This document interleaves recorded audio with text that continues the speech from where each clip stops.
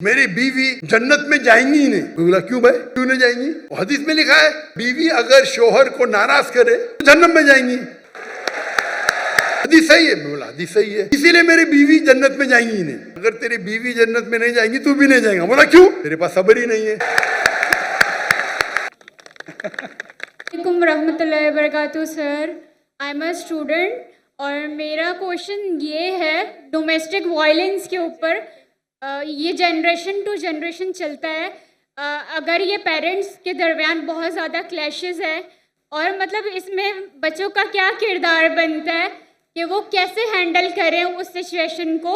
और हमारे पाकिस्तान में ये बहुत ज़्यादा बढ़ता जा रहा है और हमारा क्या हुक्म बनता है कि हम इस पर कैसे अमल करें और कैसे हम इस्लाम से रिलेटेड जो भी है उस पर अमल कर सकें। जज़ाकल्लाह। इनका सवाल है कि पाकिस्तान में डोमेस्टिक वायलेंस काफ़ी ज़्यादा है और कल भी कई ख़वातीन ने कहा, तो बच्चों का क्या इसमें रोल है, क्या किरदार है, हमें क्या करना चाहिए?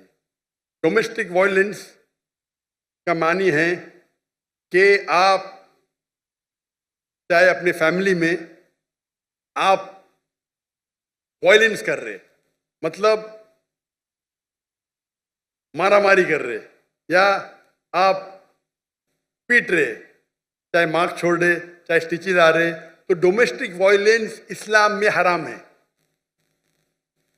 There is the difference between domestic violence and difference between अपने बच्चों को कोई थप्पड़ मारा तो डोमेस्टिक वायलेंस नहीं बोलेंगे, यूएसए में बोलेंगे I will call the police. हाँ, वो यूएसए में, यहाँ नहीं। अगर बच्चों को अपने थप्पड़ मारा डोमेस्टिक वायलेंस नहीं बोलते हो तो लेकिन आप पीटेंगे उसको, आप बेच से पीटेंगे, काला ब्लू ब्लैक कर लेंगे, तो ये हराम है। और अल्लाह के रसूल की हदीस भी है जो खातून ने पूछी थी पहले कि कैन वी बीट, तो ज़राबा की मानी मैंने कहा था, मीनिंग बीट लाइटली। तो अल्लाह के रसूल की हदीस है कि आप फेस पे नहीं मार सकते, आप मारेंगे तो कभी उस पर मार्क नहीं छोड़ सकते। ये ज़राबा की मानी है, लाइक विद अ मिसवाक। तो domestic violence where there is torture, it's totally हराम। बच्चों का क्या रोल है? पहला रोल ये कि आपके पास काउंसलिंग होना चाहिए, काउंसलिंग सेशन होना चाहिए। और लोग तो गलत फहमी है कि आजकल के माशरे में 3 किस्म की सोसाइटी है। एक कहते पेट्रियार्कल सोसाइटी, पेट्रियार्कल मीन्स मर्द ही ऊंचा, बस पेट्रियार्कल। एक होती है मेट्रियार्कल सोसाइटी, मतलब औरत ही ऊंची। और एक कहते हैं फेमिनिज्म। ये फेमिनिज्म इज अ मिसनोमा, ये गलत फहमी है।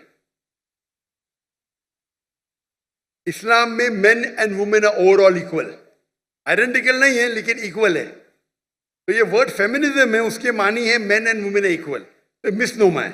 अगर कोई कहेंगे इस्लाम में फेमिनिस्ट तो लोग बोलेंगे अरे क्या बोल रहा है, बट इंग्लिश वाइज सही है। But technically feminism is a misnomer, मतलब जैसा हिंदुइज्म में मिसनोमा है, बराबर ना।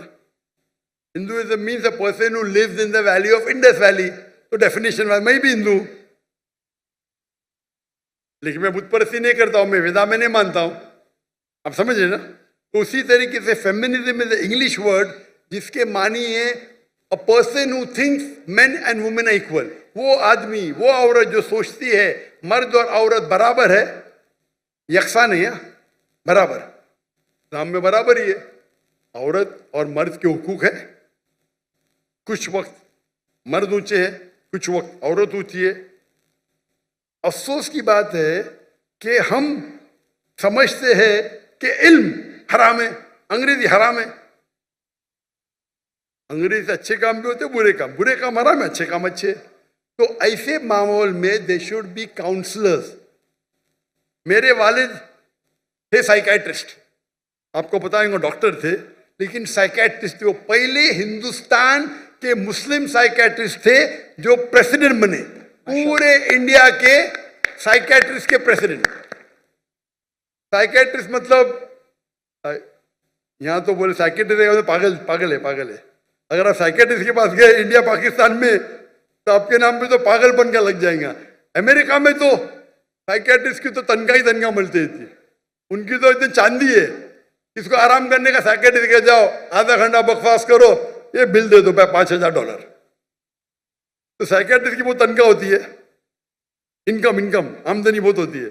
इंडिया पाकिस्तान में साइकेट्रिस्ट कह दिया मतलब पागल हो गया, तो लोग बोल के भी डरते, ये गलत है। Psychiatry is a specialise field.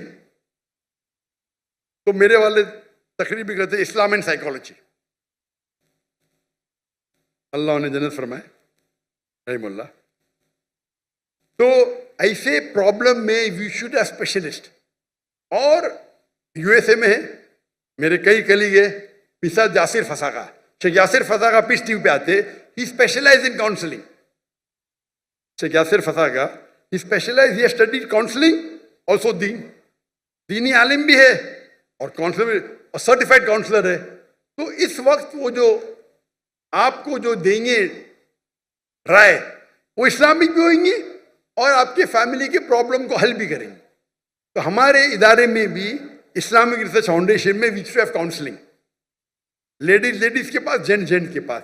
कभी साथ में मिलने पड़ता तो महरम जरूरी है। तो मेरी एलिया भी करती थी काउंसलिंग, मैं भी करता था काउंसलिंग।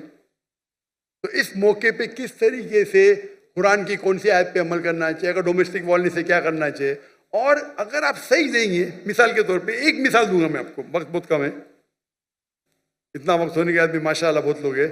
एक मेरे पास एक मुसलमान आया और मुझसे कहने लगा कि मेरी बीवी जन्नत में जाएंगी ही नहीं। मैं बोला क्यों भाई, क्यों नहीं जाएंगी? वो हदीस में लिखा है, क्या बीवी अगर शोहर को नाराज करे तो जन्नत में जाएंगी, हदीस सही है। मैं बोला हदीस सही है, इसीलिए मेरी बीवी जन्नत में जाएंगी ही नहीं। मेरा कौन गलत? मेरी बीवी गलत। मेरा सुनो, जन्नत तेरी बीवी के बाद में डिस्कस करेंगे। कुरान में लिखा हुआ है कि जन्नत जाने के लिए 4 चीज चाहिए, ईमान वल असर, पूरी तफसील नहीं दूंगा, वक्त जाएगा। ईमान चाहिए, अमल सालिहात चाहिए, वतवासौ बिल हक वतवासौ बिस सब्र। बराबर? अगर तेरी बीवी जन्नत में नहीं जाएंगी, तू भी नहीं जाएगा। बोला क्यों? तेरे पास सब्र ही नहीं है। अगर तेरी बीवी कुछ करती है, तू नाराज होएगा तो फरिश्ते उसको नाराज होंगे ना। तू नाराज क्यों होता है? तू नाराज मत हो तो फरिश्ते उससे नाराज होंगे, वो भी जन्नत में, तू भी जन्नत में। समझे? वो तो पूरा दोष बीवी को, बीवी मुझे परेशान करती, जहन्नम में जाएंगी। क्योंकि अगर फरिश्ते उसको कोसेंगे, अगर वो शोहर को नाराज करे, बराबर, तू नाराज क्यों होता है? तू अगर नाराज नहीं होगा, तेरी बीवी भी जन्नत में, तू भी जन्नत में। उसके बाद पूरा चेंज हो गया, झगड़े बंद हो गए। छोटी सी आयत, उसने मुझे हदीस कोट की, मैंने कुरान की आयत कोट किया, हदीस सही थी। तो इस तरीके से बोलना, तो बीवी मेरे बाद में बोलती है दूसरे के, तू अभी माशाअल्लाह झगड़े बंद हो गए। वो वन ट्रैक माइंड, मेरी बीवी गलत, मैं सही, मुझे नाराज की जन्नत में जाएंगी। अरे अल्लाह के रसूल कहते हैं सबसे बेहतरीन मोमिन वो जो अपने फैमिली के साथ बेहतर है, बीवी के साथ। आधी हदीस कोट करते, अपने फायदे की हदीस कोट करते। यही तो प्रॉब्लम है माशरे में। आप तकरीर में उलमा को सिर्फ सुनेंगे वन साइडेड हदीस, कितना अच्छे से हल हो गया। प्रॉब्लम में यू आर शॉर्ट टेम्पर्ड, तुम नाराज होते इसलिए प्रॉब्लम है। तुम नाराज हो ना, आराम से बैठो, मैं कुल वल्लाह पढ़ो, सूरह फातिहा पढ़ो, नाराजी चलेगी, शैतान तुम में। अगर इतनी तादाद में डोमेस्टिक वायलेंस हो रहा है जी, है लो ना, माशाअल्लाह बहुत है, लेकिन इंप्लीमेंट कम हो रहा है ना। भाई बहन जी, इनको कांटेक्ट करो, ये सब प्रॉब्लम सॉल्व करेंगे इंशाअल्लाह। लगता है पुलिस डिपार्टमेंट के